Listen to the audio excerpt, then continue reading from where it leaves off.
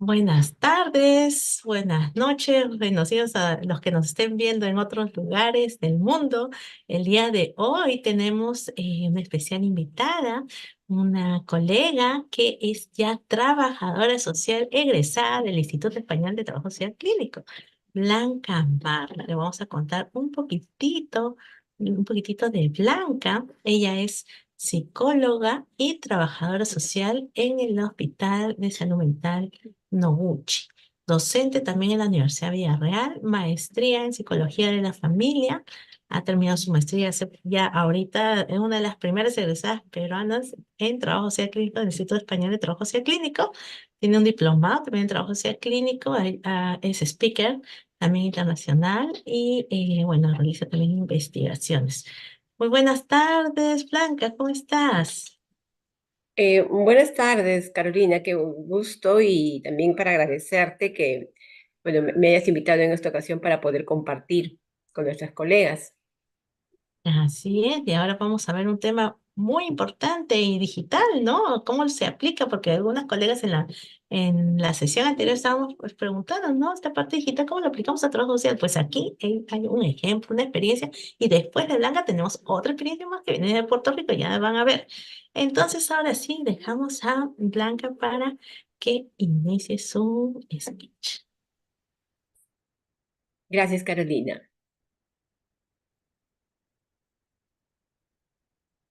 Puedes iniciar. Ya, pero no estoy viendo la diapo. Sí, yo sí, sí lo veo. Ay, yo no la visualizo acá.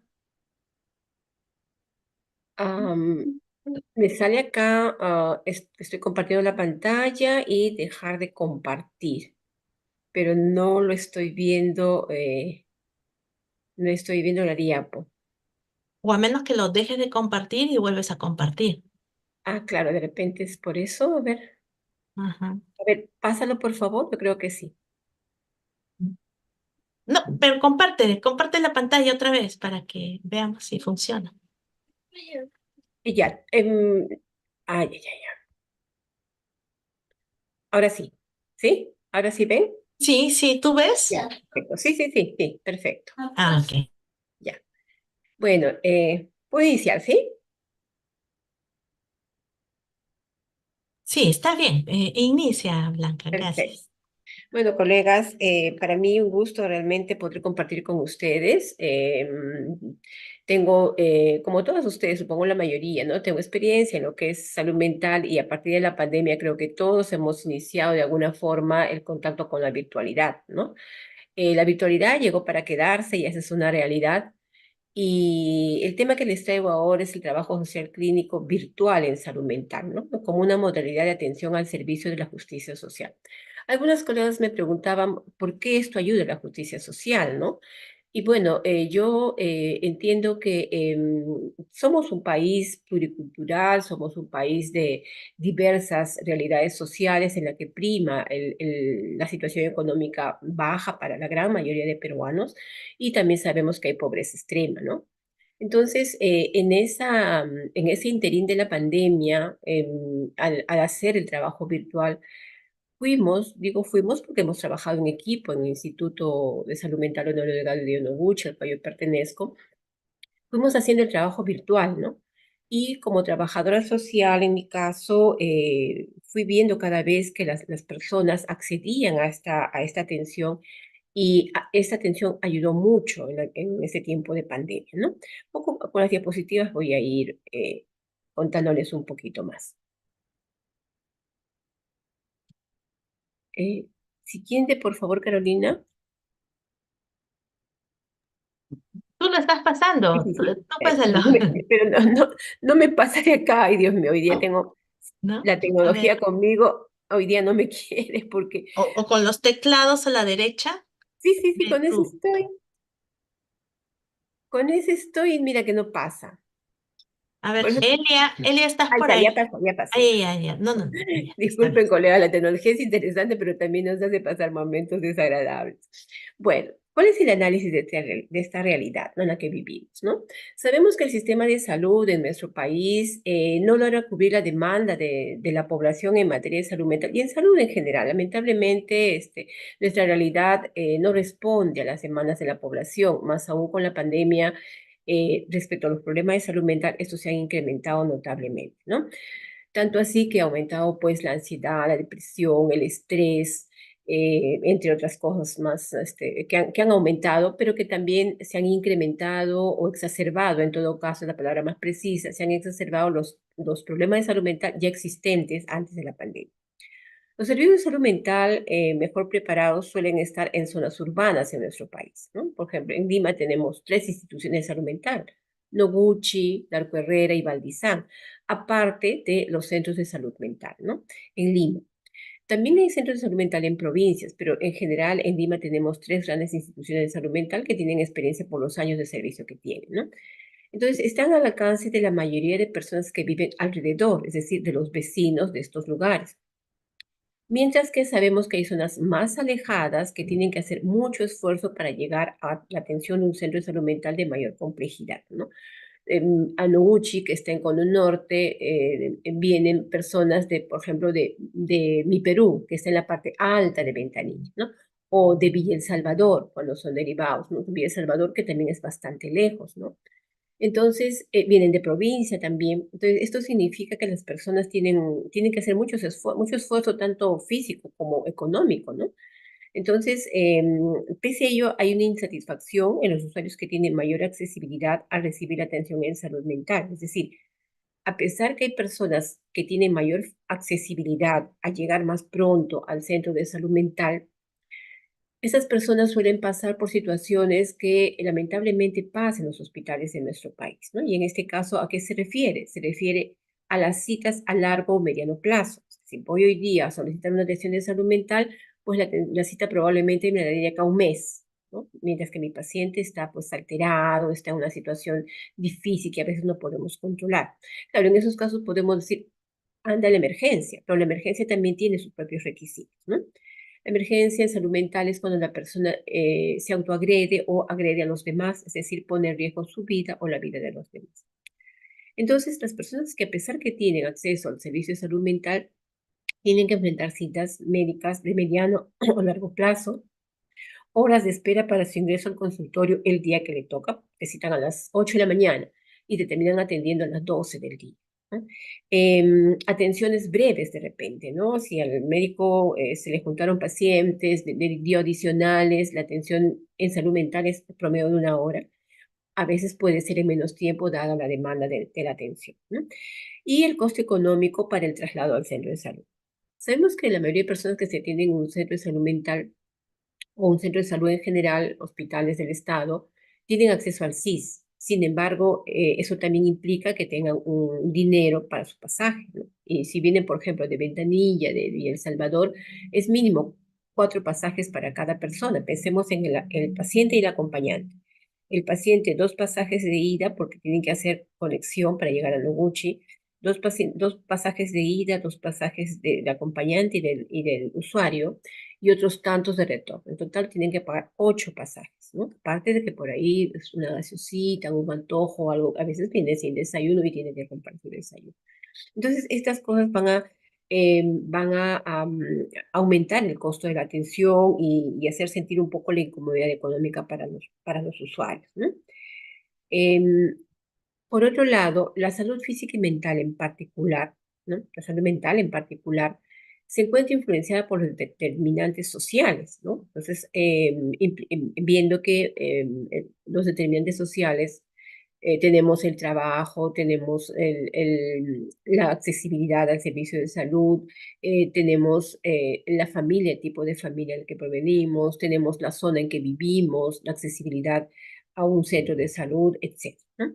Entonces, estas circunstancias impactan en la salud, aumentando o disminuyendo el riesgo de enfermar y explican muchas de las inequidades sanitarias existentes, contribuyendo a lo que los trastornos de salud mental sean altamente prevalentes en el mundo, principalmente en aquellos lugares de ingresos medios y bajos, ¿no?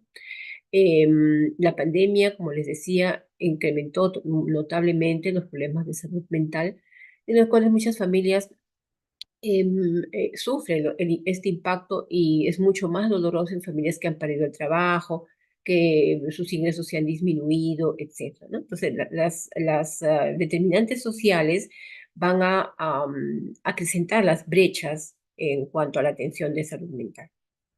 Así, la pobreza e inequidad socioeconómica están fuertemente relacionadas a un riesgo de desarrollar mayor patología mental, ¿no? Entonces, las personas que tienen problemas en general, problemas estresores del día a día, pero además tienen una situación de pobreza, están mucho más a riesgo de estar afectados por un problema de salud mental. Y es común para nosotros en salud mental atender madres con depresión, madres, padres con ansiedad, con intento suicida, que son las enfermedades emocionales, ¿no? Producto del día a día, ¿no? No me estoy refiriendo precisamente a la esquizofrenia, a un problema de trastorno de conducta alimentaria, ¿no? Que también tiene sus implicancias emocionales, pero las otras están más determinadas por las relaciones, el contexto, los determinantes en general. Entonces, eh,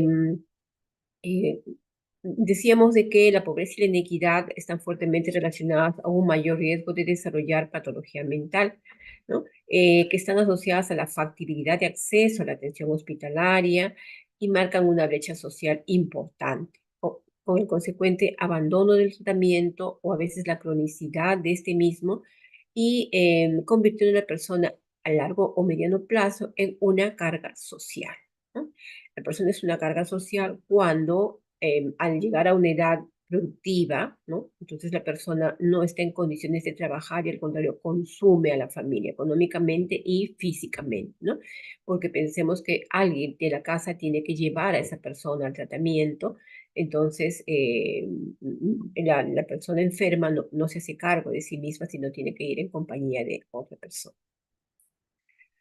Hay un estudio epidemiológico en salud mental realizado en niños y adolescentes en el año 2020 en el Instituto de Salud Mental Honorio Delgado de Noguchi, que nos da a conocer que la razón principal por la cual no se consultó la salud mental en un centro de salud mental o consultorio particular, en 12,9% no lo hizo porque no tenía dinero y un 3,3% señaló que la lista de espera era muy larga y un 12,2% no sabía dónde acudir.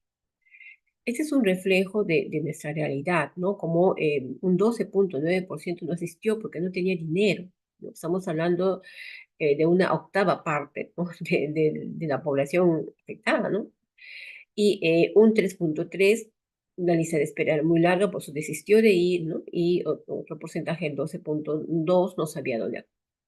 Los usuarios de un hospital público suelen tener menor capacidad económica, tienen que lidiar con una serie de obstáculos previos para llegar a la institución de salud mental, lo cual se convierte en una brecha para la recuperación de su mejora psicosocial, restándole el derecho que tiene toda persona respecto a su salud como derecho universal, ¿no? Todos tenemos derecho a tener una atención de calidad, ¿no? La salud es un derecho. La salud es un derecho. No es un favor que nosotros le hacemos al atender al usuario, sino es un derecho y nosotros estamos llamados a hacerlo, que además hemos elegido trabajar en salud. Los obstáculos que suele afrontar el acompañante, ¿cuáles son esos obstáculos, no? Los obstáculos que suelen afrontar el acompañante y el usuario suelen ser los siguientes: acudir al centro hospitalario muchas veces a altas horas de la madrugada para hacer cola y lograr un cupo de atención, ¿no? Entonces, si vienen de lejos, vienen de provincia, eh, muchas veces tienen que venir el día anterior y alquilar una habitación, un hotel, o de lo contrario, porque eso también hay que pagarlo, ¿no? Cuando no tienen dinero, salen de sus casas a las 4 de la mañana, 5 de la mañana para llegar a la atención. Llevar consigo a su familiar enfermo, sea niño, adulto o adulto mayor, exponiéndolo a las inclemencias del clima, pudiendo comprometer su salud física, ¿no? Tenemos un invierno bastante frío y esto expone a las personas, tanto al usuario como al cuidador. En muchos casos, el acompañante debe lidiar con la impulsividad o la desregulación emocional del paciente afectado por un trastorno mental, ¿no? O sea, esquizofrenia, autismo, una crisis psicótica o un deseo de suicidio, ¿no? Lo tienen para un taxi y lo traen en servicio público, ¿no? Entonces, esto influye en la intolerancia de la persona que lo cuida, en la intolerancia de la persona que lo cuida, para adecuarse a las circunstancias del viaje. Entonces, muchas veces llegan enojados, ya no lo quieren traer, sienten vergüenza, sienten cólera. Entonces, este es un obstáculo también que sucede para llegar a un centro de atención de salud. El acompañante deja de lado el trabajo habitual, ¿no? Porque si es un trabajo dependiente, dejará de trabajar sus horas productivas, ¿no? Y si es un trabajo independiente, tendrá que pedir permiso. Y el permiso implica un descuento económico por el permiso que le da el empleado. Esto afecta a su economía. Si es ama de casa, tendría que apurar las tareas del hogar, generalmente cocinar bastante temprano para dejar el almuerzo para las otras personas que están en su casa, ¿no? Sus hijos, padres, adultos mayores, etc. Y esto también le genera al cuidador cansancio físico y emocional. Estos obstáculos no visibilizados, muchas veces por el equipo de salud mental, sea médico, enfermera, trabajador social, psicólogo, exige al acompañante y al usuario puntualidad a la hora de la cita, ¿no? Y es conocido por nosotros que de repente, pues, en la familia dice, no me quiere atender el doctor porque me demoré 1 minuto, 5 minutos, dice que ya pasó mi turno. Por eso digo que ese es un obstáculo invisibilizado, no se ve, los demás no ven este obstáculo y exigen que las personas estén puntualmente a su hora, ¿no? Entonces, al suceder esto, lo que estamos haciendo es revictimizar al usuario y a su familia, ¿no? Al acompañante. Em, y esto hace que aumente la vulnerabilidad de nuestro usuario, ¿no? Lo hacemos más vulnerable a la enfermedad y al contexto en el cual lo vamos a atender. Por otro lado, según los lineamientos del MINSA para la atención de salud mental y también para las otras atenciones, sabemos que el usuario debe cumplir un paquete PPR, ¿no? Este paquete PPR para salud mental quiere decir que el equipo interdisciplinario debe darle determinada cantidad de atenciones. Por ejemplo, ¿no? Para una persona con depresión son 2 visitas domiciliarias, son 5 sesiones psicoeducativas, bueno, por poner un número, ¿no? De repente 8 sesiones médicas y otras tantas psicológicas. Ese es el paquete que cada usuario, ¿no? De acuerdo al diagnóstico que tenga, debe cumplir el paquete PPR. ¿Esto qué significa? Que cada profesional lo va a citar según su rol de citas, ¿no? Entonces van a ser citados en diferentes días, en diferentes horarios, teniendo que repetirse cada vez el incómodo itinerario antes referido. Traerlo de madrugada, tener que pagar doble pasaje, venir en frío o en calor, etc., ¿no? Entonces, de repente, ayer lo citó la psicóloga, hoy lo cita el trabajador social, mañana lo va a citar el médico. Hasta ahí nada más estamos viendo 3 días, ¿no? Con toda la carga que esto significa. Por eso es que lo hacemos, pues aumentamos su vulnerabilidad y lo revictimizamos, ¿no? Como consecuencia, en muchos casos el acompañante y o el usuario desisten de continuar con la atención de salud mental, con el consecuente empeoramiento de la enfermedad que puede llevarlo a solicitar una atención por emergencia. Como no hay un control una aplicación diaria de medicamentos, ¿no? No hay un control continuo porque la familia desiste de asistir, entonces es más factible de que pueda darse una crisis y en consecuencia llevarlo a la emergencia.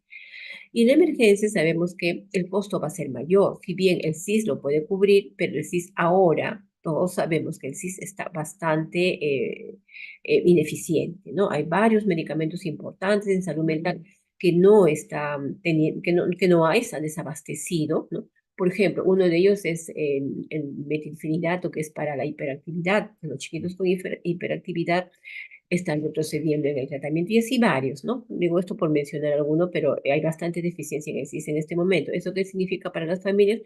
Que tienen que comprar el medicamento con sus propios recursos y a veces no les alcanza. En el peor de los casos, la enfermedad termina haciéndose crónica, ¿no? Y abandonando el tratamiento después. A largo plazo, ¿no? Si no hay un tratamiento continuo, no en el orden en que se espera que sea para la mejora del paciente, las consecuencias van a recaer sobre la misma persona y sobre la sociedad. ¿Por qué? La persona, sobre la misma persona y su familia, porque la persona cada vez estará en deterioro. Su familia estará más preocupada, más angustiada, desgastará sus recursos económicos, ¿no? Y como sociedad, todos somos capital humano. Como sociedad, esta persona que no sigue un tratamiento y además se cronifica, eh, será un capital humano no potencial, ¿no? No potenciado, porque al contrario se va a convertir en una carga social, como hablábamos al comienzo. Torres de Galvez señala que las personas con trastorno mental presentan 2 veces mayor ausentismo por incapacidad, 2 veces mayor ausentismo por discapacidad para llevar a cabo actividades habituales en los últimos 30 días. Es decir, si hoy día se enferma una persona, ¿no? Contamos para adelante 30 días que tendrá menor posibilidad de tener una actividad productiva. Si miramos hacia atrás, claro, son em, igual, ¿no? 30 días que aquellos que no tienen trastorno mental, ¿no?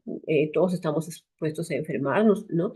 Pero en general lo común que nos puede dar, que nos sucede una gripe, de repente pues algún dolor de cabeza que demanda, no sé, pues un día de descanso médico, de repente horas, etcétera. Pero la enfermedad mental tiene mayores consecuencias en la salud de la persona.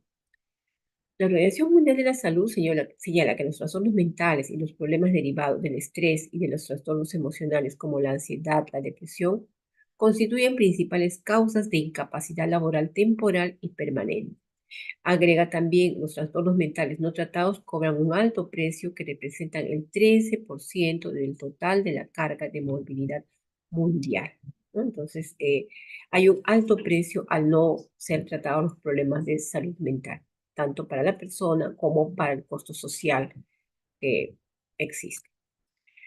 Bien, ¿qué nos dejó la pandemia? No podemos hablar de salud mental en este momento sin mencionar a la pandemia. La pandemia marcó un antes y un después en la salud mental y en general en la vida de la humanidad, ¿no? En la vida de todos nosotros. Aun cuando felizmente no nos haya dado el COVID, de alguna forma marcó en nuestras vidas. Todos hemos estado afectados por la pandemia. Entonces, en lo económico, la pandemia aumentó la pobreza al haberse perdido el trabajo. Muchas personas perdieron el trabajo, los empleadores cerraron el trabajo, recortaron personal, los trabajadores independientes, ¿no? Ambulantes, ¿no? O de cualquier otro negocio independiente, perdieron su capital, ¿no? Y actualmente pues están en proceso de recuperación, lo cual no es fácil, lógicamente. Por otro lado, también muchas familias se vieron afectadas por el fallecimiento de las personas responsables del sustento económico. Además de otros familiares que pueden haber fallecido, muchos de los fallecidos eran los responsables del sustento económico. Mamá, el papá, un hermano mayor, un abuelo, etc. En lo social, aumentaron las brechas sociales, aumentó la pobreza, afección de la calidad de vida, ¿no? Hubo impacto en la clase media especialmente, ¿no? Disminuyó la clase media. En lo educativo, sabemos que muchos chicos cambiaron de colegios particulares a colegios estatales, ¿no? Que lamentablemente no ofrecen mayor garantía educativa, ¿no? Los papás dejaron de tener ingresos que permitieran pagar colegios particulares y tuvieron que pasar a un colegio nacional. Algunos estudiantes de educación superior abandonaron los estudios por tener que trabajar, o de lo contrario se han matriculado en menos créditos, lo que a la larga lleva a que la carrera se extienda más, al llevar menos créditos o menos cursos y en consecuencia alargarán su tiempo de terminar la carrera. En cuanto a la salud mental propiamente dicha, porque todo esto influye en la salud mental, incremento en de la violencia familiar, el maltrato infantil. ¿Y por qué esto? Porque recordarán que el hogar se convirtió en un espacio multifuncional, ¿no? Entonces papá, mamá trabajaban en la casa, se cuidaba a adultos mayores, a los niños, a los adolescentes. Entonces se ha generado mayor roce, ¿no? Y en familias disfuncionales lo que ha logrado, y que previamente seguro ya tenían violencia, ha logrado que la violencia aumente. Los papás no toleraban la bulla de los hijos, algo que ellos quisieran que hagan y los chicos no lo hacían, violencia entre la pareja, En tanto cuando se trabajaba antes de la pandemia, nos veíamos menos horas. Por lo tanto, en la noche o en la mañanita era espacio menos propicio para la pelea, ¿no? Entonces, ahora, después en pleno confinamiento, aumentaron estos casos. Esto hasta la fecha tiene su secuela, ¿no? Porque obviamente aumentó la demanda de atención de salud mental en las instituciones de salud mental.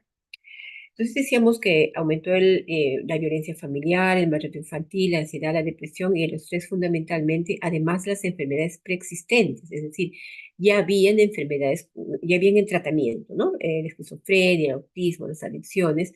Entonces han aumentado nuevos casos, pero también se ha agudizado la salud de estas personas con esquizofrenia, con autismo, con adicción, ¿no? Y, por ejemplo, los niños con autismo, ¿no? Sabemos que los niños con autismo son niños que las cosas tienen que estar tal como ellos lo dejan, ¿no? Tal como ellos quieren que esté. Si esto cambia, entonces ellos entran en crisis. No toleran la bulla, no toleran la música, la bulla por la música, etcétera, ¿no? Entonces, al estar nuevamente en casa juntos por varios meses, ¿no? Prácticamente un año en general, ¿no? Extendido a dos, se prestaba a que los chicos, niños autistas, por ejemplo, pues hicieran más crisis, ¿no?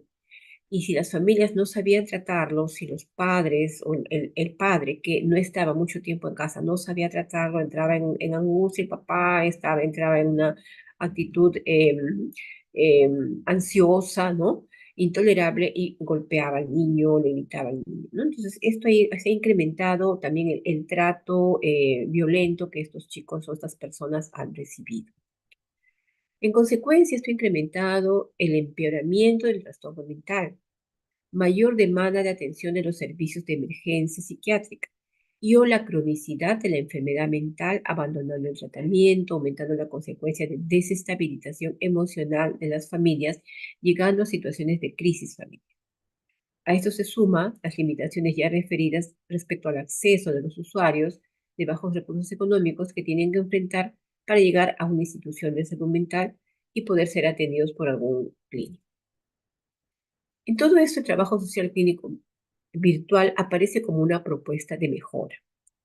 Este panorama nos lleva a pensar en la importancia de fomentar la continuidad del tratamiento psicosocial de nuestros usuarios desde una mirada integral, evitando el abandono, debiendo el trabajador social clínico cumplir sus funciones terapéuticas, para lo cual es importante estar formado y lo ideal es tener una supervisión clínica. Se plantea como alternativa formalizar la atención del trabajo social clínico virtual como una modalidad de atención alternativa y permanente para aquellas familias que tienen serios obstáculos para realizar la atención presencial con el trabajador social clínico, modalidad de atención que ya fue aplicada de manera paliativa durante la pandemia de la COVID-19. Si bien esta propuesta es para la atención nuestra, para el trabajador social y el trabajador social clínico, eh, también puede ser extensivo a los demás servicios de salud, ¿no? Como vamos a ver. ¿Cuáles son los antecedentes que sustentan que podemos cumplir las funciones del trabajador social clínico de manera virtual? Lo primero es la telemedicina. La telemedicina es un servicio que ha tenido bastante auge, especialmente en estos 10 últimos años, ¿no? Por medio de ello se han prestado servicios médicos o psicológicos a distancia, haciendo uso de las TIC, ¿no? De la tecnología informática, brindando servicios de psicoterapia online o telepsicología, posibilitando tratamientos terapéuticos no presenciales, aplicándose mayormente a pacientes de otras ciudades, provincias o países, ¿no? Que no podían recibir atención virtual, de modo que su uso, aunque era esporádico, ya ha estado en práctica. Tenemos un antecedente. Por otro lado, en el confinamiento y el distanciamiento social como medida de contingencia en la COVID-19, se generaron cambios importantes en la vida de las personas, convirtiendo el hogar en un espacio multifuncional, suprimiendo la interacción con los pares. Ya los chicos físicamente no estaban con sus compañeros, con sus amigos, ¿no? Los niños, los adolescentes, imponiendo nuevas formas de trabajo, ¿no? Hemos trabajado de manera virtual con nuestras computadoras en casa y de estudios en base al establecimiento de la tecnología. Los escolares han llevado clases virtuales, Los estudiantes universitarios de igual manera, ¿no? Yo mencioné que las atenciones también se hacían de manera virtual. Entonces, hay un antecedente también en la práctica misma a partir de la experiencia que hemos tenido con la COVID-19. Por consiguiente, la tecnología tomó protagonismo al imponerse las herramientas virtuales para la comunicación. Hacíamos citas, conversábamos con nuestros familiares también, con los compañeros de trabajo, ¿no? Para la educación, acabo de mencionar que se han hecho clases virtuales. El trabajo, definitivamente, todo tipo de trabajo que lo permitiera, lógicamente, se ha hecho de manera virtual. Los negocios que han quedado hasta la fecha, ¿no? Muchos emprendimientos y hasta la fecha hay muchos negocios que ya se hacen de manera virtual, ¿no? Que también se pueden hacer presencial, pero se han impuesto también los negocios de manera virtual. Y hasta las consultas por salud haciéndose parte de nuestra vida diaria. Existe una brecha social y tecnológica, sin embargo, en las zonas de extrema pobreza, ¿no? Sabemos que nuestras provincias, en muchas de nuestras provincias, hay zonas de extrema pobreza, la cual no tiene ni siquiera luz y agua, y pensar en que llegue la tecnología por el momento no es posible. No hay luz y agua, que son servicios básicos. Si no hay luz, pues no va a poder llegar la tecnología, ¿no? Lamentablemente. Y ahí tenemos una deuda social con estos compatriotas que no tienen acceso a la tecnología, a servicios básicos como la luz y el agua. Sin embargo, hay personas de recursos económicos bajos y medios bajos que viven en zonas periféricas y semiurbanas que a pesar de ello no pueden acceder a una atención de salud. Como les decía inicialmente, muchas personas que pueden venir en caso de Noguchi, por ejemplo, muchas personas que pueden venir de Norte Chico, ¿no? Llámese Huacho, Guarmey, Huaral, ¿no?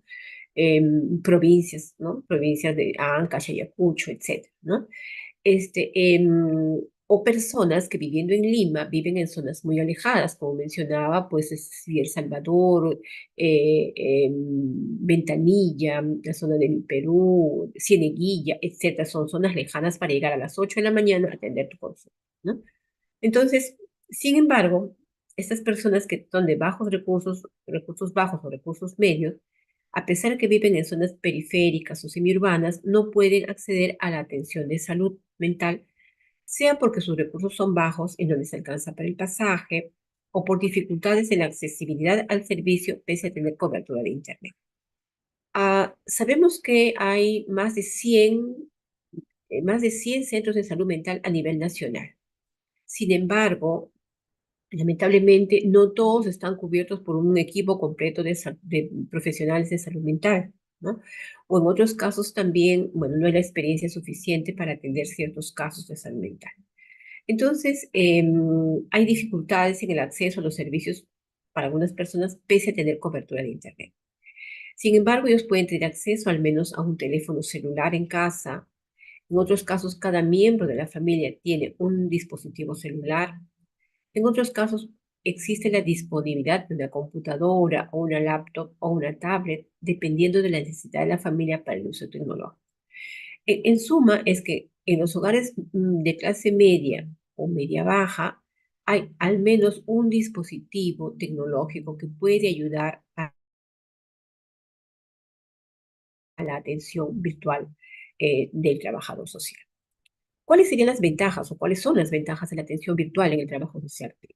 Hay ventajas para el usuario y para el acompañante. Para el usuario y el acompañante hay menos costo económico. Evita el gasto de transporte para el usuario y el acompañante. Ahorra tiempo en desplazamiento hacia la institución prestadora de salud mental. Facilita al consultante un espacio emocional seguro que le permite expresar sus vivencias, sus emociones, sus sentimientos, sus frustraciones. Facilita el apoyo emocional y la orientación en caso de crisis o emergencia. Brinda comodidad al acompañante, permitiéndole realizar con tranquilidad sus tareas cotidianas. Evita al acompañante pasar por circunstancias penosas durante el traslado del usuario con poco control de impulsos. Entonces, vemos que hay ventajas para el usuario y acompañante en una atención virtual. Y para el trabajador social clínico, posibilita el acuerdo con el consultante en cuanto al horario y a las sesiones. ¿no? Y hay que coordinar sí o sí, porque el consultante tiene que trabajar, tiene que hacer sus cosas de casa, en fin, sus tareas cotidianas, y es importante que consultemos, coordinemos el horario. Por otro lado, crea nuevas condiciones para el proceso terapéutico, ¿no? Y tenemos que ser creativos, tenemos que adecuarnos a la circunstancia, ¿no? Dependiendo que sea un niño, adolescente, joven, adulto, adulto mayor, tenemos que generamos nuevas condiciones para el proceso terapéutico. Ahorro de tiempo en el traslado al centro hospitalario, ¿no? Si tenía que salir una hora antes, ahora estoy en la comodidad de mi hogar y espero, pues, contactarme con el usuario. Mayor protección para la salud física nuestra, ¿no? Ya no nos exponemos al frío o a enfermedades, a contagios que pueda haber con el roce de otras personas, ¿no?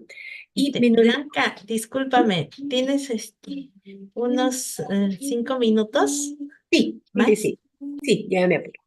Hay una mayor protección a la salud física y menor exposición al estrés cotidiano. ¿Qué desventajas hay? Porque también hay desventajas, ¿no? Entonces, entre las desventajas para el usuario y el acompañante, la incomodidad de exponer su vivienda, ¿no? Muchas veces no prendían sus cámaras. Entonces, cuando conversábamos ya en algún momento, ¿no? Señora, sería conveniente que prenda su cámara. No, señorita, es que mi casita, ¿no? Señora, eso no nos importa, es importante verla, conversar con usted, etcétera, ¿no? Bueno, falta de un ambiente privado para el consultante, se escuchan las voces, la bulla, etcétera. Falta de dispositivos a veces, ¿no? Entonces, por eso que al hacer la coordinación decía, señorita, pero por favor, me llama a tal hora porque en ese momento mi esposo que va a estar va a salir a hacer compras, no sé, me va a dejar el celular, ¿no? Entonces, a veces se notaba falta de dispositivos, pero coordinando se podía salvar. Baja señal de Wi-Fi, interferencias de ruido por la presencia de otras personas o mascotas, timbre de otros teléfonos o la música, etc. Interrupción de la sesión por atender alguna tarea del hogar o algún imprevisto. ¿Cuál es la desventaja para el trabajador social clínico? Limitaciones para observar el movimiento corporal del usuario. No es lo mismo estar cara a cara en que vemos el lenguaje corporal del usuario, ¿no? El cruzar la pierna, mover los pies, de repente hacer ruidos en la mesa, que nos va manifestando la ansiedad que tiene la persona. Limitaciones para una aproximación física al usuario en el caso lo requiera, ¿no? A las emociones hay que validarlas y una forma de validar la emoción muchas veces es abrazarlo, coger en la mano, que eso no se puede hacer de manera virtual. El consultante no desea prender la pantalla, incertidumbre ante el silencio del consultante al estar con la cámara no encendida, no sabemos si está o no está. Y a veces la demora de su propio silencio nos hace pensar a nosotros, ¿estará, no estará, cómo se sentirá? Falta de un ambiente privado para la consulta, baja señal del Wi-Fi, interferencias de ruidos en la presencia de otras personas. La tecnología y el trabajo social clínico virtual. La terapia individual o seguimiento, ¿cómo podemos utilizarla, no? Esta es la parte importante. Podemos utilizar en la terapia individual seguimiento de casos, talleres terapéuticos, programas psicoeducativos con usuarios y familiares. Las sesiones terapéuticas con niños, adolescentes o adultos o adulto mayor, con niños mediante el dibujo, pintura, arcilla, plastilina, cartas mostradas a través de la pantalla como las cartas Dipsych. Es un conjunto de cartas que expresan diferentes imágenes que el niño o el adolescente debe crear una historia, ¿no? Con adolescentes, técnicas terapéuticas de enfoque cognitivo-conductual, técnicas de terapia narrativa, como elaboración de cartas, cuentos, biografías, lectura de fotos, metáforas. Con los adultos, dependiendo del enfoque terapéutico, el trabajo social, se podrá aplicar terapia narrativa, terapia basada en soluciones, terapia sistémica familiar, etc. Con el adulto mayor, acompañamiento, uso de terapia narrativa, técnicas lúdicas de juego de mesa, juegos de mesa virtual, las cartas de TIC, los ejercicios de reforzamiento cognitivo, danza, entre otros, mediante plataformas Zoom, Meet y Team, que son muy útiles para este trabajo.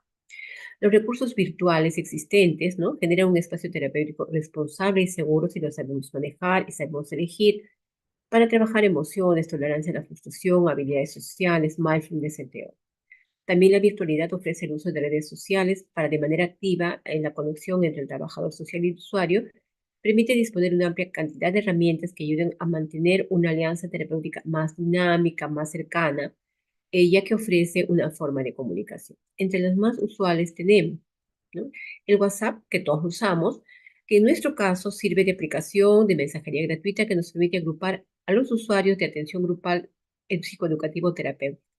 Se puede enviar y recibir mensajes, compartir fotos, videos, documentos, mensajes de voz, también hacer y recibir llamadas con nuestros usuarios, todas ellas de interés terapéutico, pudiendo ser luego motivo de conversación. El TikTok es una red social basada en videos de 15 segundos que resulta útil para proyectar píldoras psicoeducativas. Es un formato que permite tratar una gran variedad de contenidos psicoeducativos. El Facebook, útil para ubicar personas que han descontinuado la atención clínica, podrá conocerse lo que hacen en el presente al ubicarnos, ¿no? Interactuar con ellas e invitarlos nuevamente al retorno de nuestra sesión. Permite promocionar eventos de desarrollo personal, temas de salud mental, compartir contenidos, imágenes, textos, videos que ayuden al crecimiento personal de nuestros usuarios. Los blogs, una red social en la que el trabajador social puede escribir de manera sencilla temas de salud mental relacionados con la crianza, la comunicación asertiva, la socialización, autoestima, habilidades sociales, etc. Con un lenguaje sencillo utilizado por el trabajador social clínico, hará una lectura amigable, generando mayor cercanía con el usuario, pudiendo hacer comentarios y respuestas al tema. Y el Instagram, que es una red social principalmente visual, que puede usarse en diferentes, podemos nosotros publicitar, difundir nuestro quehacer profesional, publicar fotos, videos de corta duración, aplicar efectos y también interactuar con las publicaciones de otros colegas a través de comentarios que nos gusta, expresando nuestro agrado, ¿no? Bueno, eso es todo, colegas, por ahora, y muchas gracias. He tratado de seguirme el tiempo que me ha dado Carolina. Gracias. Muchas gracias, Blanca. No sé, por ahí está Elia para poder ver el tema de preguntas y respuestas, unos 5 minutitos para poder pasar ya a la siguiente ponencia. ¿Por ahí está Celia? Sí, aquí andamos. Ahí está Elia, ella es colega de Trabajo Social de México, nos va a ayudar en la moderación en, en, en, este, en esta sección de preguntas y respuestas a partir de ahora hasta finalizar el día. A ver, Elia, muéstrate que no te veo. Este, a ver, permíteme. Ah, ya, creo Ah, que ya sale. Ok, pues muchísimas gracias por esta linda exposición, Bianca. Gracias. Blanca, perdón, Blanca. Es muy interesante este tema, viéndolo desde la perspectiva de aquí, desde México, porque dándome la tarea de buscar más información sobre la salud mental allá en Perú, me di cuenta que, por decir, en el 2003, EMINSA dio un reporte de 42.302 casos que atendió obviamente el Ministerio de Salud ante este tema.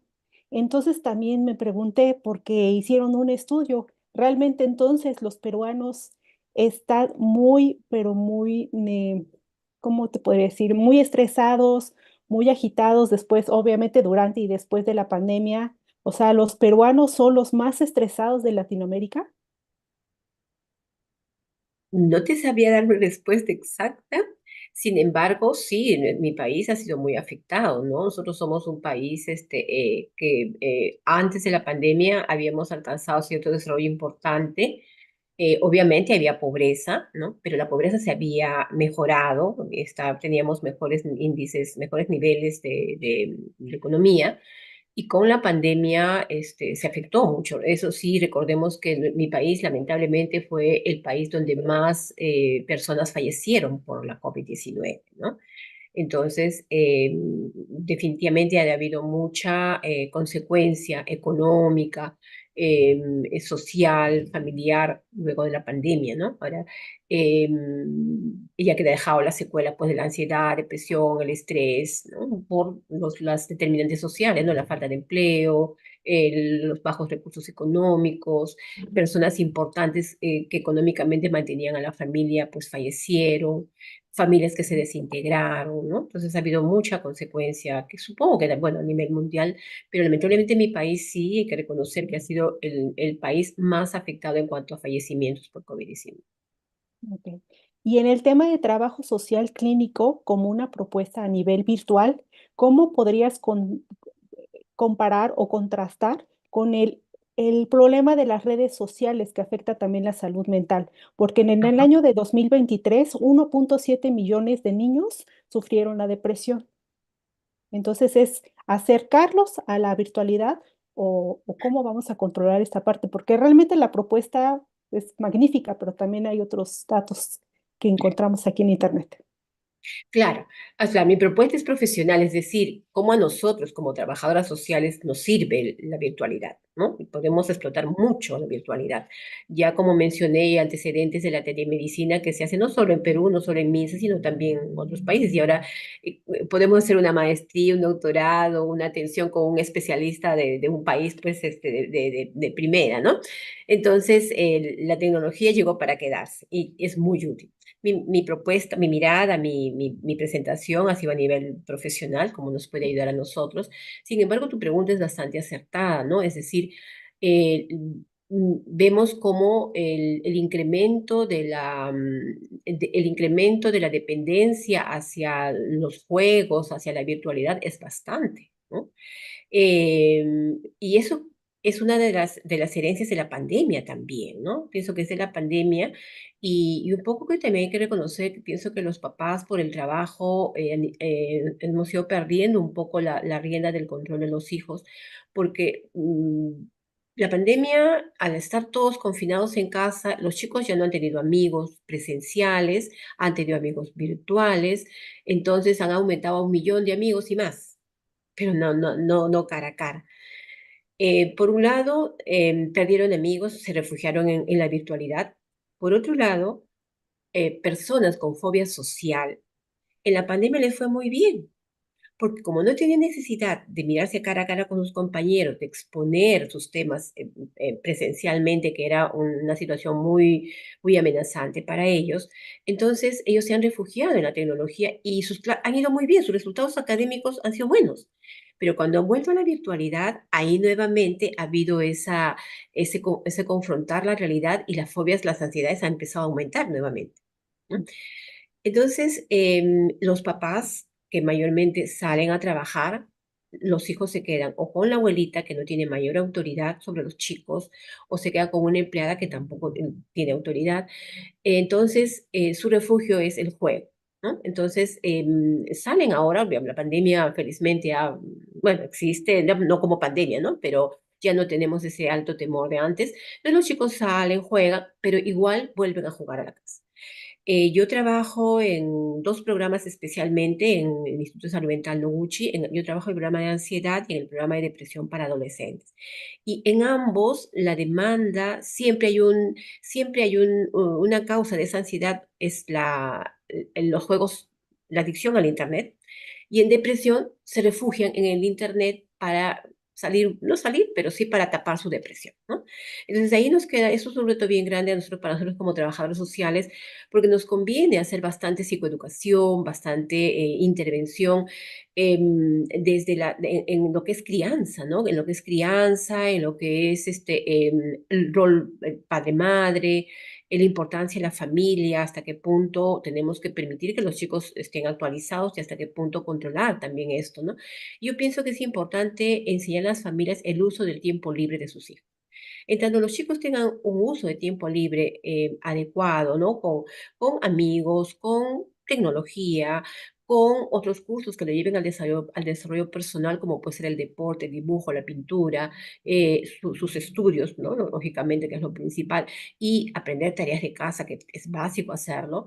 Yo creo que eso va a ayudar a que los chicos no se entreguen a la tecnología como una adicción, ¿no? Sino como un momento de esparcimiento al cual tienen derecho, ¿no? Pero depende mucho de nosotros los adultos. Bien. Muchísimas gracias, Blanca. Es cierto, yo también tengo a mi chiquitín que se para pegando en la computadora y yo no sé cómo sacarlo, de verdad. Pero muy interesante todo lo que dice. Muchas gracias, Celia, por estar aquí. Entonces, eh, vamos a pasar. Muchas gracias, Blanca. Vamos a pasar ahora Gracias, sí gracias, Celia. a tus últimas palabras, Blanca. Me olvidé. El mensaje para Bueno, todas. el mensaje, bueno, que hayan otros espacios como este para seguir compartiendo. Yo creo que todas las experiencias son muy ricas. Y por otro lado, también el hecho de que nos fortalezcamos en nuestro rol de trabajador social y bueno, para quienes hemos avanzado un poquito en el trabajo social clínico, creo que este es bastante importante hacer la difusión y no perder nuestro norte, que siempre es la familia. ¿No? La familia es nuestro norte, nuestro objetivo, y a partir de ahí es mucho, mucho, mucho lo que hay que trabajar. Te Muchas agradezco, Carolina. gracias, Necesitamos gracias, Blanca. Entonces hay que visibilizar el trabajo social clínico. Y aquí lo estamos haciendo en CAPA.